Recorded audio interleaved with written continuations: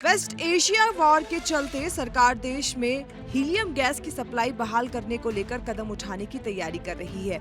ऐसा इसलिए क्योंकि सेमीकंडक्टर इंडस्ट्री, ऑप्टिकल फाइबर और स्मार्टफोन बनाने वाली कंपनियां इसकी कमी से काफी परेशानी का सामना कर रही है। स्ट्रेट ऑफ हॉर्मुज में आई रुकावटों की वजह से होने वाली सप्लाई थम गई है। सूत्रों के मुताबिक पेट्रोलियम मंत्रालय ने अमेरिका और अल्जीरिया से संपर्क किया है। दुनिया में चुनिंदा देश हीलियम का उत्पादन करते हैं। कतर पूरी दुनिया के अंदर 35% सप्लाई करता है। हीलियम गैस आमतौर पर गुब्बारों से जुड़ी चीज लगती है, लेकिन असल में ये हाईटेक और मेडिकल सेक्टर की रीढ़ मानी जाती है, क्योंकि एमआरआई मशीनों को ठंडा रखने से लेकर चिप मैन्युफैक्चरिंग तक इसका इस्तेमाल होता है। और पश्चिम एशिया में चल रहे संघर्ष ने इसकी सप्लाई को प्रभावित कर दिया है, जिससे भारत में इसकी उपलब्धता को लेकर चिंता बढ़ गई है।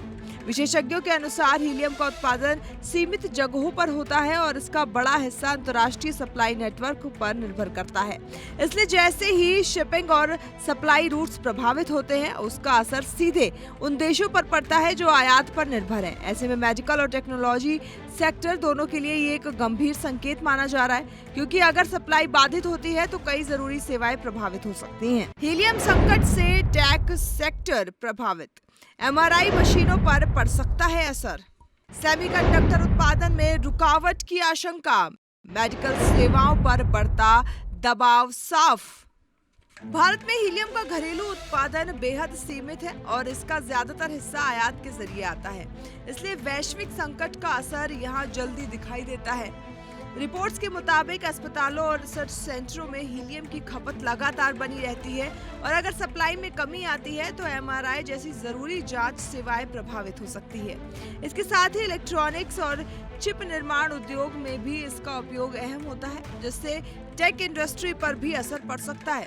हालांकि फिलहाल स्थिति पूरी तरह संकट वाली नहीं बताई जा रही, लेकिन सप्लाई में अनिश्चितता ने चिंता जरूर बढ़ा दी है। पश्चिम एशिया में जारी तनाव के कारण शिपिंग रूट्स और गैस सप्लाई नेटवर्क पर दबाव बढ़ा है, जिससे कई देशों को वैकल्पिक रास्तों की तलाश करनी पड़ रही है। हीलियम जैसे संसाधन की सप्लाई में किसी भी तरह की रुकावट का असर तुरंत उन सेक्टर्स पर पड़ता है जहां इसकी निर्भरता ज्यादा है। विशेषज्ञों का मानना है कि अगर ये स्थिति लंबी चली तो इसका असर सिर्फ टेक या मेडिकल तक सीमित नहीं रहेगा, बल्कि इंडस्ट्रियल प्रोडक्शन और रिसर्च पर भी दिखाई देगा। इस पूरे घटनाक्रम ने एक बार फिर सप्लाई चेन की कमजोरी को उजागर कर दिया है। केंद्र सरकार ने बुलाई आपातकालीन बैठक, वैकल्पिक सप्लाई विकल्पों की तलाश तेज, रणनीतिक स्टॉक बढ़ाने पर विचार जारी, संकट से निपटने की योजना तैयार।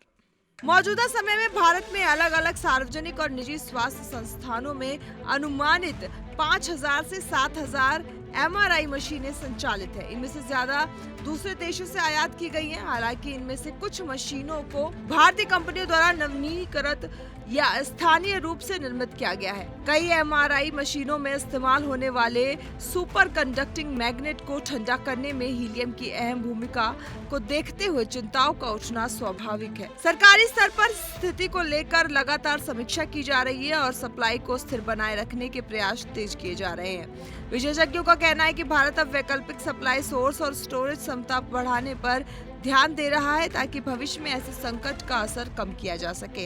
इसके साथ ही निजी और सार्वजनिक क्षेत्र के संस्थानों को भी संसाधनों के बेहतर प्रबंधन के निर्देश दिए जा सकते हैं। हालांकि अभी तक किसी बड़े व्यवधान की पुष्टि नहीं हुई है, लेकिन तैयारी के स्तर पर काम जारी है। ग्लोबल स्तर पर भी हीलियम की उपलब्धता को लेकर चिंता बढ़ गई है, क्योंकि ये एक सीमित संसाधन है और इसकी मांग लगातार बढ़ रही है। कई देश अब इसके उपयोग को प्राथमिकता के आधार पर तय कर रहे हैं, ताकि जरूरी सेवाएं प्रभावित ना हो।